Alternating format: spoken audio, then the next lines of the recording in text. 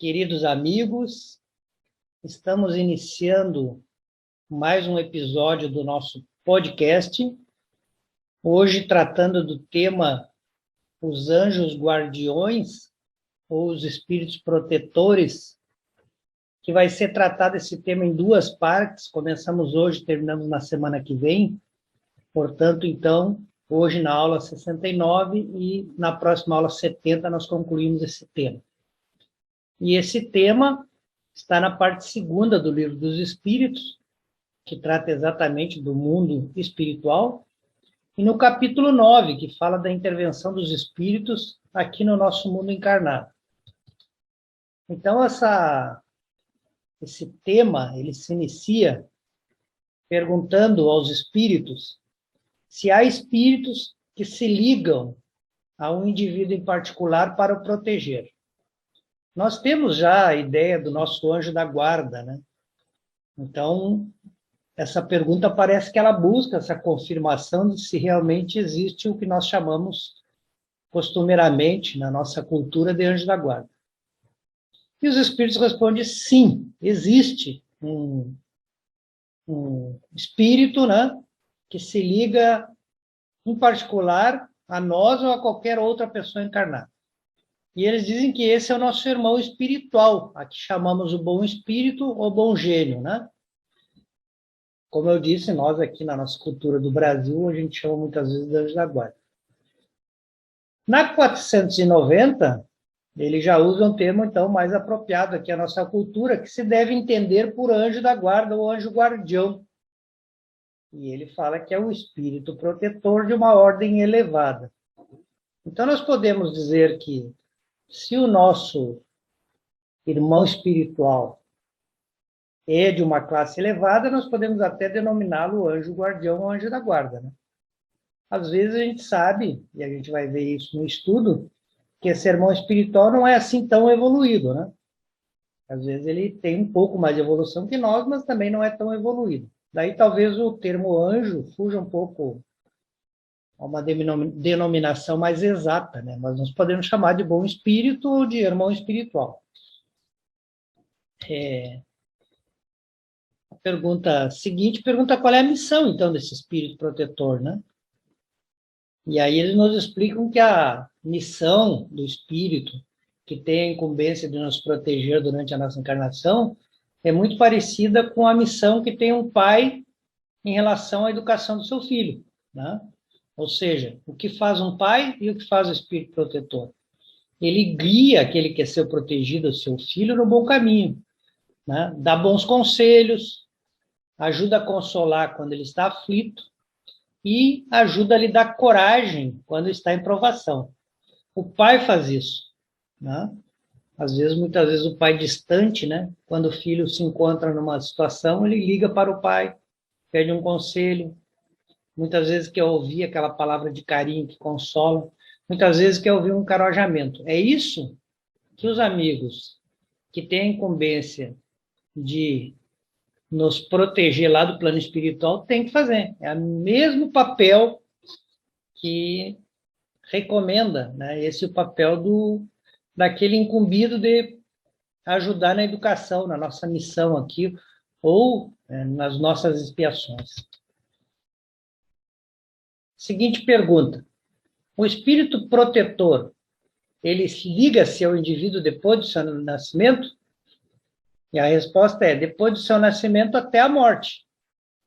Então, logo que a gente completa nosso período de reencarnação, né, passa pela vida intrauterina, que muitas vezes nós ainda temos essa vida espiritual sendo realizada, né, com maior ou menor consciência. Então, assim que nós começamos a vida, esse espírito já está incumbido de nos acompanhar e nos proteger. E eles esclarecem que, às vezes, a gente passa pela morte do corpo físico e eles continuam sendo o nosso protetor, mesmo depois daquilo que a gente chama de morte, né, que nada mais é do que a morte do corpo físico.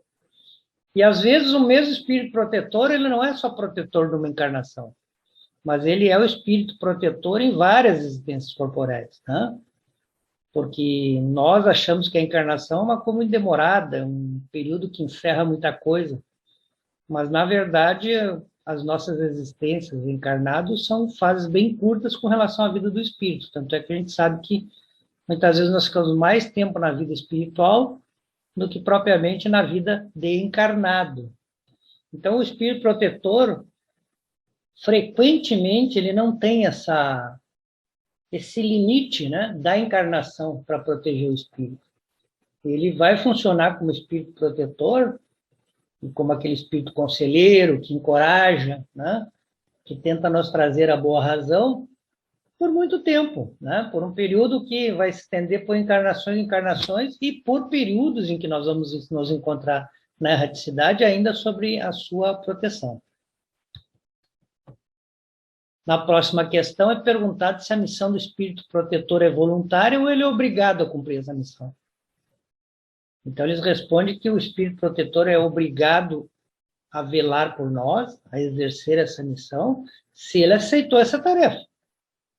Então, o espírito protetor ele é livre para cumprir ou não cumprir a tarefa. No momento que ele assume a tarefa, e, consequentemente, ele tira a possibilidade de outro espírito ser o nosso protetor, aí ele está obrigado a cumprir a tarefa, como todos nós, quando nós assumimos a tarefa, nós ficamos obrigados a cumpri-la. Né? Mas quando ele está prestes a aceitar a tarefa, ou quando ele é convidado para a tarefa, quando ele ainda tem o direito da escolha, da adesão voluntária, ele pode escolher qual o espírito que ele quer ser protetor, porque ele sempre vai escolher espíritos que lhe são mais simpáticos, né? Que tem maior grau de afinidade, né? E aí, depois, então, que ele aceita essa tarefa, e depois que ele escolhe qual o espírito que ele vai ser o espírito protetor, aquilo, para alguns, será um prazer, né? O prazer, eu acho que nesse caso está muito ligado ao prazer dele fazer o bem a alguém que ele é simpático, que ele ama, e para outros é uma missão, né? Não chega ainda a experimentar o prazer de fazer aquilo, mas ele encara como um dever, e ele o faz, né? E o faz com alegria, porque todos nós apreciamos cumprir o nosso dever, né? Mas chegam alguns que, além da alegria, têm o prazer de servir aquele espírito que ele está, por hora, sendo o espírito protetor. Dela derivou uma outra pergunta que diz: ligando-se a uma pessoa, o espírito renuncia a proteger outros indivíduos? Não, mas o faz menos exclusivamente. Então, pode acontecer de um espírito proteger mais de um indivíduo, né? Ele ter alguns indivíduos que ele é o espírito protetor. Ele não renuncia, quando ele tem um espírito que ele protege, não renuncia a proteger qualquer outros. Mas haverá sempre aquele que ele tem mais incumbência na tarefa, né? Haverá sempre aquele em que realmente há um caráter, vamos dizer assim, mais exclusivo, que ali está a responsabilidade dele, não de outro. Mas ele pode, né, auxiliar vários outros espíritos que aí não estarão necessariamente sob a sua incumbência, mas que ele poderá exercer essa proteção, né, muitas vezes em paralelo, né, junto com o espírito protetor que está mais ligado àquela pessoa. Próxima pergunta: o espírito protetor está fatalmente ligado ao ser confiado à sua guarda? Ou seja, uma vez escolhida aquela tarefa que deverá ser realizada, ele não pode mais ser desligado dessa tarefa? Essa é a pergunta. Quer dizer, ele está fatalmente fadado a cumprir aquela tarefa e não pode deixar de fazê-la. A resposta é que ocorre frequentemente que certos espíritos deixam sua posição para executar diversas missões, mas então são substituídos. Ou seja, um espírito protetor pode estar com a tarefa de proteger determinado espírito que está durante seu período reencarnatório, por exemplo. Essa é a sua tarefa, é essa que ele cumpre. Mas, por uma necessidade, ele precisa, num determinado momento, cumprir uma outra missão. É mais relevante que ele cumpra aquela missão, muito provavelmente, porque é ele que está mais capacitado a vencê-la, a obter o êxito. Então, ele parte para essa nova missão, mas ele é substituído por um outro espírito que toma seu lugar na condição de protetor. Então, o espírito protetor, em algum momento, ele pode ser substituído pela necessidade das missões que os espíritos têm que cumprir. Mais ou menos como numa empresa, né? Muitas vezes a gente tem um cargo, tem uma posição, a gente tem que cumprir aquela missão, mas num determinado momento a gente é chamada para outra. Então a gente vai porque precisa ser nós que venhamos a atender essa outra missão, a gente vai, mas alguém tem que substituir a gente naquele cargo que a gente ocupava até o momento. Na questão seguinte, o espírito protetor abandona algumas vezes seu protegido quando este é rebelde a seus conselhos? Eu diria que a gente às vezes tem essa tendência de imaginar, né, que o espírito protetor vai nos abandonar se a gente continuar sendo muito rebelde, né? Mas eu devo lembrar antes da nossa resposta que um pai também não faz isso, né? Dificilmente um pai consciente abandona o filho, né? Como o espírito protetor, ele é um espírito que tem alguma evolução, pelo menos mais que nós, ele certamente consciente da sua responsabilidade, ele vai agir como um pai consciente, né? Ele não vai abandonar seu filho porque esse filho é rebelde. Então, a resposta que os espíritos nos oferecem é: ele se afasta quando vê que seus conselhos são inúteis e que a vontade que o seu protegido tem de sofrer a influência dos espíritos inferiores é maior do que a vontade do seu protegido de ser protegido por ele. Aqui é meramente a lei do magnetismo, a lei da afinidade. Se nós não queremos a companhia do nosso espírito protetor, ele vai respeitar a nossa vontade e vai se afastar. E normalmente, quando a gente não quer a influência do nosso espírito protetor, é porque a gente quer a influência de quem está enxovalhado conosco nos vícios. Então, nós vamos nos aproximar dos espíritos viciosos e, consequentemente, nós vamos impedir que estejamos próximos ao nosso espírito protetor. Por mais que ele possa fisicamente estar do nosso lado, a sua interferência será boicotada pelo nosso pensamento, que não vai vibrar no sentido de alcançá-lo, mas no sentido de alcançar os espíritos infelizes. Então, essa é o afastamento que ele vai realizar, né? Ou melhor dizendo, é o afastamento que nós provocamos, né? Porque nós nos afastamos da vibração, do campo vibratório, do campo magnético, da atmosfera fluídica do nosso protetor. Essa realmente é a verdade, né? Então, ele respeita esse afastamento, ele não vai fazer alguma coisa que não respeite o nosso livre-arbítrio. Mas dizem os espíritos que, todavia, ele não o abandona completamente. E se faz sempre ouvir, sendo então o homem quem fecha os ouvidos. Ele retorna desde que chamado. Então, como não tem impedimento físico da influência de um espírito sobre o outro, esse retorna, esse afasta, não pode ser tomado do ponto de vista físico, mas no ponto de vista da corrente fluídica, do ponto de vista da vibração nossa em relação ao espírito protetor. O espírito protetor não vai sair da vibração dele, não vai deixar de vibrar no bem. Nós que nos afastamos, porque passamos a vibrar com os pensamentos em nossos vícios, nos afinizando com espíritos que são também espíritos que pensam nos nossos vícios. Mas ele está ali, ele não deixa de continuar próximo a nós, vigiando por nós, tentando se comunicar conosco, nos dar os bons conselhos. Então, como diz aqui, nós é que fechamos nossos ouvidos. Se a gente resolver abrir os ouvidos, ou seja, se a gente resolver se sintonizar com ele, automaticamente se restabelece essa comunicação e essa influência, né, que ele exerce sobre nós. E aí tem uma explicação, né? Está lá no Livro dos Espíritos, que diz que essa doutrina dos anjos guardiãos, dos espíritos protetores, né, deveria converter as pessoas que são mais incrédulas.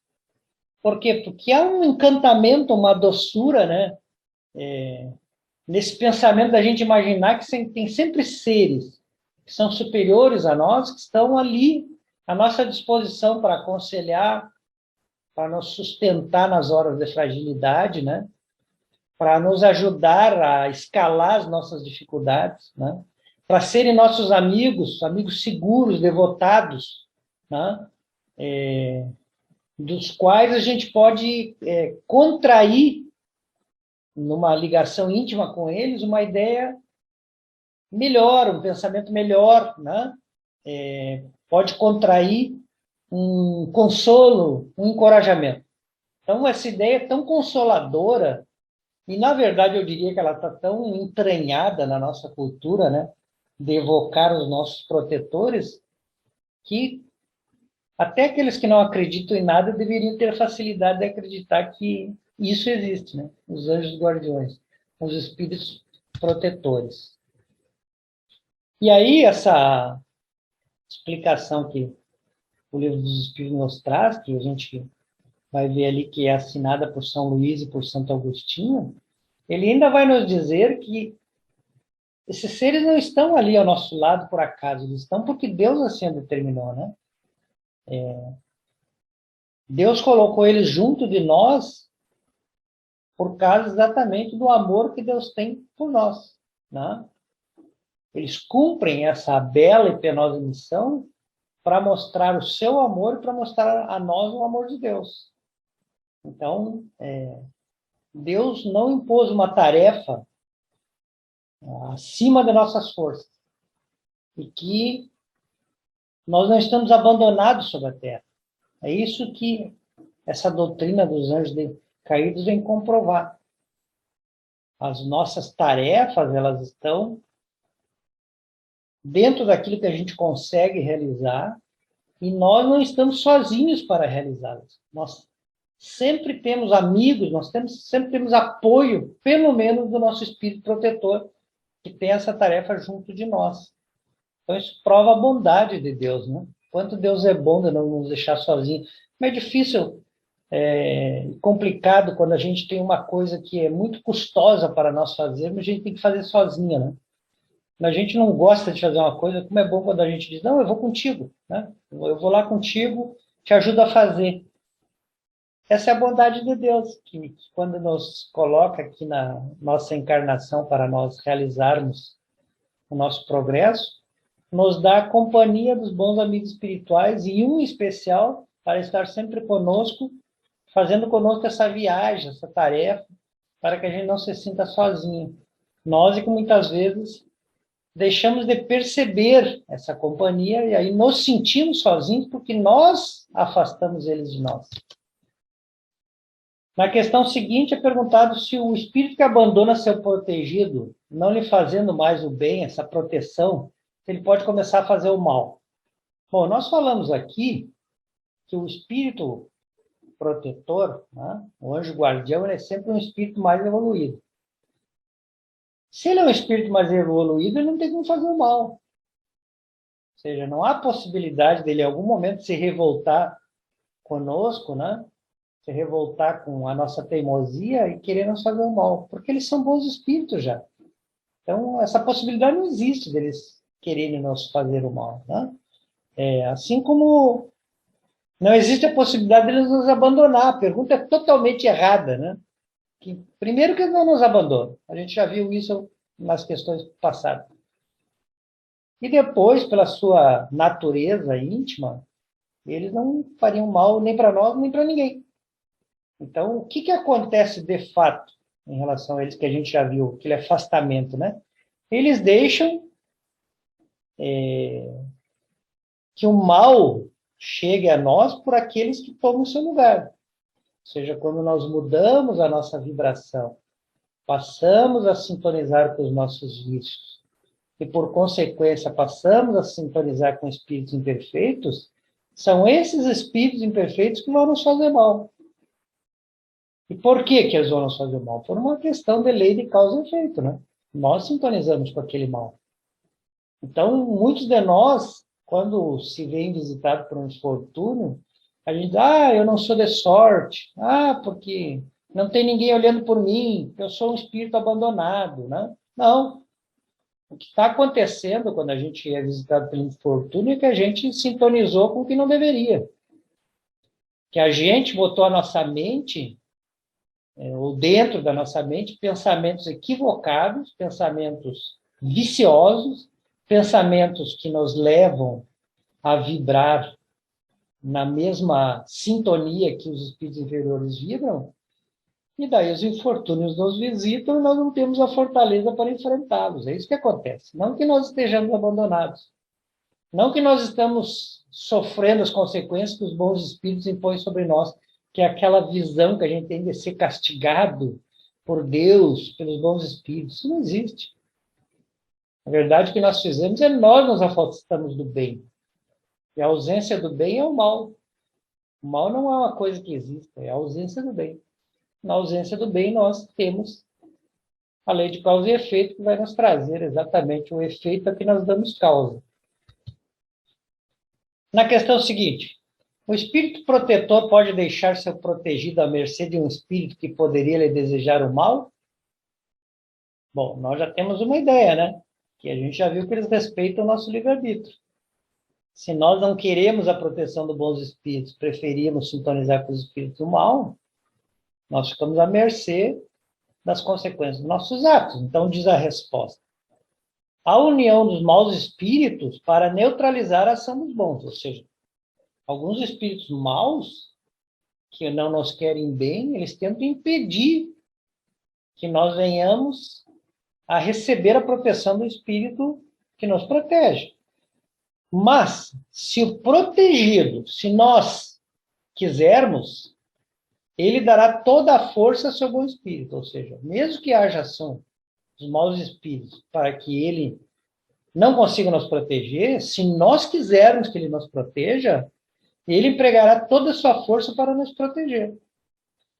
E aí ele talvez encontre nessa nossa boa vontade, que ele vai procurar um lugar onde encontrar essa boa vontade, né?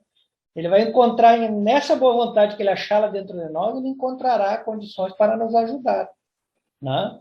Até que a gente volte a sintonizar com ele, volte a não ter mais sintonia com os espíritos maus, e aí, quando a gente não sintoniza com os espíritos maus, a gente não está mais sobre o jugo deles, a gente não está mais sobre a possibilidade de que eles venham a nos prejudicar, porque nós estamos em outra vibração, eles não conseguem nos alcançar quando nós estamos em outra vibração. Questão seguinte: quando o espírito protetor deixa seu protegido se transviar na vida, é por falta de força de sua parte? Claro que não.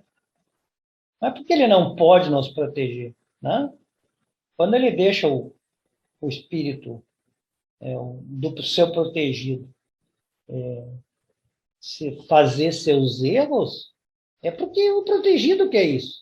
Porque ele respeita o livre-arbítrio, né?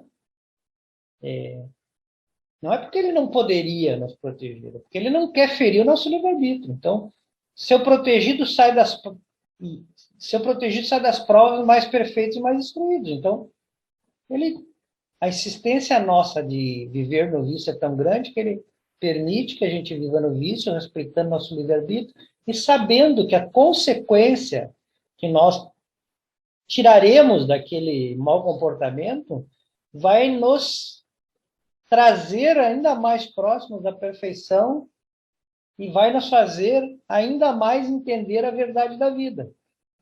Então, ele deixa nós passarmos por aquela dificuldade que nós mesmos nos metemos, porque nós vamos sair dali com os ouvidos mais afiados, mais a fim de realmente fazer o certo. Então, ele nos dá bons conselhos, através dos bons pensamentos, né? E nós não ouvimos. Então, o que aconteceu foi que a nossa fraqueza, a nossa negligência, o nosso orgulho sintonizou com os maus espíritos. E aí os maus espíritos se tornam os nossos companheiros do dia a dia, né? Nós não opusemos nenhuma resistência à má influência deles, eles vão, com o tempo, tomando conta, nos levando para os piores caminhos, que é o interesse dos maus espíritos. A questão seguinte: o espírito protetor está constantemente com o seu protegido? Não há alguma circunstância que, sem o abandonar, o perca de vista? Então, aqui é uma visão muito física, né? De que realmente precisaria o espírito estar fisicamente junto para estar ligado mentalmente, né? Que nós sabemos que não é uma realidade, né? A questão física, a distância física, ela não impede que dois pensamentos estejam totalmente sintonizados e um esteja percebendo o que está se dando com o outro. Então, a resposta dos espíritos é: há circunstâncias que a presença do espírito protetor não é necessária para ser protegido. Mas ele, mesmo não estando presente naquele local, naquele momento, ele está ligado em pensamento com ele. Em qualquer ocorrência de necessidade da presença dele lá, ele vai se fazer presente, desde que nós tenhamos essa vontade, né? A gente já viu que tudo depende da nossa vontade. A questão é a seguinte: chega um momento em que o espírito não tem mais necessidade de um anjo guardião? E a resposta é sim, né? Quando um espírito alcança um grau que ele mesmo consegue se conduzir a si mesmo, ou seja, ele vai ser o próprio anjo guardião dele, né? Ele então não precisa mais de ter alguém cuidando dele, porque ele mesmo já sabe cuidar sozinho. E aí eles comparam com o escolar, que não tem mais necessidade do mestre. Quando nós chegamos ao momento em que a gente conclui os nossos estudos e a gente passa a conseguir estudar sozinho, a gente não precisa mais do mestre, né? A gente começa a estudar sozinho e se virar sozinho. Mas ele chama a atenção que isso não acontece aqui na Terra, tá? Aqui no nosso planeta, todo mundo ainda necessita do seu anjo guardião. Seguinte, porque a ação dos espíritos sobre a nossa existência é oculta? Porque ele não nos protege de forma ostensiva, ou seja, por que a gente não percebe claramente que o nosso espírito, o guardião, está sempre nos protegendo? E aí os espíritos respondem que é exatamente para a gente não ficar contando com a ajuda deles e não fazer a nossa parte. Se nós sempre imaginarmos que eles estão nos protegendo, nós não precisamos fazer nada, então, porque eles vão nos proteger, e isso não é verdade. Nós temos que agir por nós mesmos, né? Se nós agirmos por nós mesmos, nós, então, progrediremos. Se nós deixamos o Espírito Protetor fazer por nós, nós estacionamos. Então, é necessário que a gente não veja essa proteção de forma ostensiva para a gente fazer contando com as nossas próprias forças e assim evoluir, né? Então é necessário a gente viver essa experiência imaginando estar sozinho, porque daí nós vamos, as nossas próprias custas, nós vamos adquirindo experiência, aprendendo a decidir, aprendendo a agir em cada situação, exercitando as nossas habilidades, né? Senão eles comparam que seria mais ou menos como uma criança que não sabe andar sozinha e nunca tenta. Ela vai sempre ser agarrada pelo pai e pela mãe, que vai levar ela aonde ela quiser. E nós sabemos que se nós pegarmos uma criança e sempre levarmos ela no colo aqui ou ali, ela vai retardando o seu aprendizado e cada vez o tempo passa e ela não aprende a andar sozinha. Ela só vai aprender a andar sozinha quando o pai e a mãe deixarem ela andar, dar os seus próprios passinhos, mesmo que algumas vezes de início ela caia. O comparativo é muito similar ao que acontece em relação ao nosso espírito protetor. Ele algumas vezes vai deixar nós cair para a gente aprender realmente a caminhar. Sempre lembrando, os nossos tombos não se devem à ausência dele. As nossas quedas se devem exatamente a nós não sintonizarmos com ele e sintonizarmos com maus espíritos. Então aí vem, continuando a questão, os espíritos nos dizem que a ação dos espíritos que vos querem o bem é sempre regulada de maneira a vos deixar o livre-arbítrio. Porque se nós não exercitamos o livre-arbítrio, nós não assumimos a responsabilidade. Se nós não assumimos a responsabilidade, nós não avançamos no nosso caminho de se aproximar de Deus. Então, nós precisamos assumir a responsabilidade para que o mérito daquilo que vem advir da nossa ação seja nosso, né? Então, nós não vendo o apoio do Espírito protetor, nós nos entregamos às nossas próprias forças. Entretanto, não quer dizer que a gente esteja sozinho. Ele continua velando por nós e muitas vezes, quando a gente dá determinados passos em falso, né, ele vem e fica lá nos sugerindo os perigos que nós temos pela frente e aonde aquele caminho que nós estamos escolhendo vai acabar nos dando. Então, nós sempre seremos auxiliados.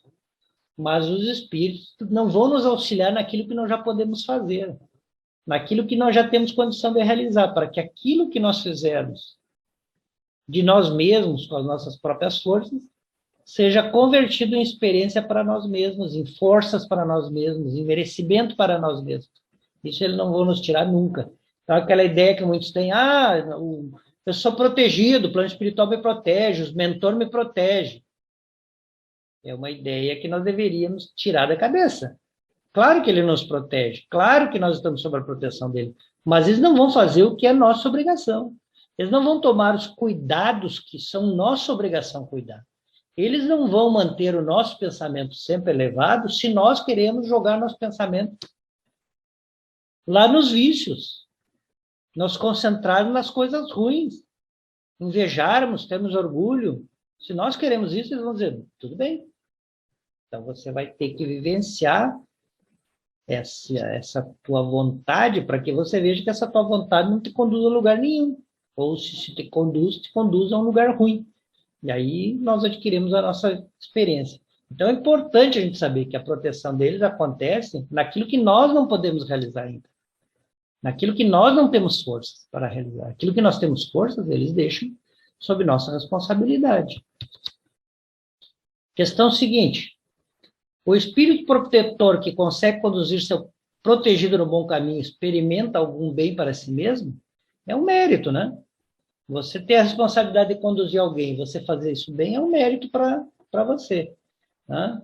Vai contribuir tanto para o seu adiantamento quanto para a sua alegria. Né? Alguém que cumpre a sua missão, alguém que consegue o sucesso, é sempre feliz com isso. Né? Porque ele conseguiu realmente cumprir a sua tarefa. E dessa se deriva uma outra pergunta que diz, ele é responsável se não triunfar? Não, a responsabilidade por não triunfarmos é nossa, né? É do protegido. Né?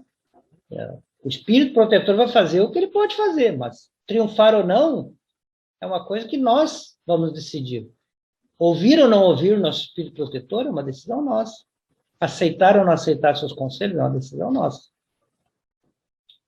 Pergunta seguinte, o espírito protetor que vê seu protegido seguir o mau caminho, malgrado seus avisos, ou seja, ele está ali avisando, ele insiste para o mau caminho, sofre com isso, ele não é uma causa de perturbação para a sua felicidade, então ele sofre, né? Ele sofre porque ele vê seu protegido cometendo os erros que ele acha lastimável que ele tenha cometido mesmo com todo aconselhamento. Mas essa aflição, ela não tem as angústias que muitas vezes nós emprestamos para a paternidade, que muitas vezes nós emprestamos para a paternidade esse sentimento de culpa, né? Ah, meu filho, você perdeu por culpa minha, né? Não, os espíritos não têm essa visão, os espíritos elevados. Eles sabem que a escolha foi nossa, que nós vamos cometer o erro, mas que esse erro vai acabar virando remédio para alguns males, ou seja, que nós vamos ver pelos nossos erros que o erro não nos serve, né? E aí aquilo que a gente não consegue fazer hoje, eles sabem, têm certeza que amanhã nós vamos fazer, porque todo mundo tem que progredir, é uma lei, a lei do progresso. Então eles sabem que aquilo faz parte da construção do nosso aprendizado. E eles não ficam lá sofrendo como nós aqui, às vezes, como pais, ficam lá, eu sou culpado que meu filho se desvirtuou. Não, o espírito que se desvirtua é o próprio culpado da sua aflição. Os pais e os espíritos protetores, eles têm que fazer a parte deles. Se eles fizeram, a escolha de acertar ou errar sempre será do protegido, ou do filho. 504. Podemos saber o nome do nosso espírito protetor ou anjo guardião? Uma pergunta curiosa que aflige muitos de nós, né? Muitos de nós queremos saber que nome tem o nosso anjo guardião. E aí nós deveríamos perguntar o nome que ele usou em qual encarnação, né? O nome que ele é conhecido por quem? Porque nós não vamos ter só um nome em todas as nossas existências. Então, os espíritos respondem a nossa pergunta com outra pergunta. Por que razão quereis saber sobre nomes que não existem para vós? Se ele me disser, eu sou Manuel da Quintana, tá, e aí, quem foi Manuel da Quintana? Eu não queria saber quem foi Manuel da Quintana. Então, só o nome certamente não vai satisfazer nossa curiosidade. Né? Nós, na verdade, somos curiosos em coisas que não importa saber. Então, dizem eles, credes então que não haverá entre os espíritos senão aqueles que conheceis? seja, o nosso espírito protetor pode ser um espírito que a gente não conheça nesta vida e que não tenha seu nome registrado na história. O nome dele não vai nos dizer nada. E aí, então, decorre dessa outra pergunta que diz, de que modo invocá-lo se não o conhecemos?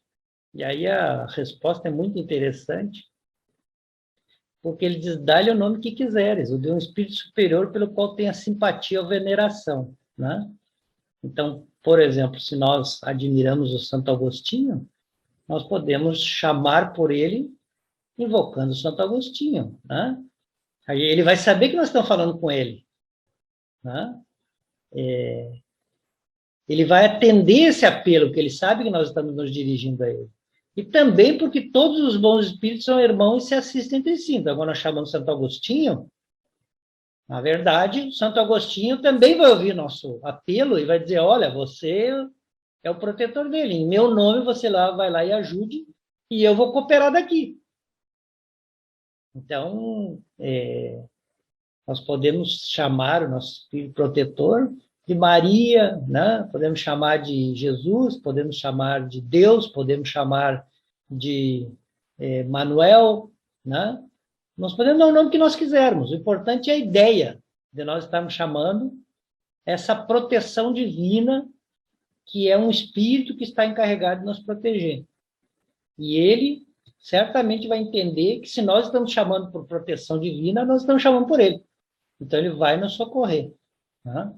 Então aqui eu acho que a gente entende que o nome não é importante. O importante é a gente ter a convicção de que a gente está sempre sob tutela de um anjo guardião ou de um espírito protetor. Agradecemos a companhia de todos que nos acompanharam e pedimos que nós possamos ter os nossos lares abençoados. Que assim seja.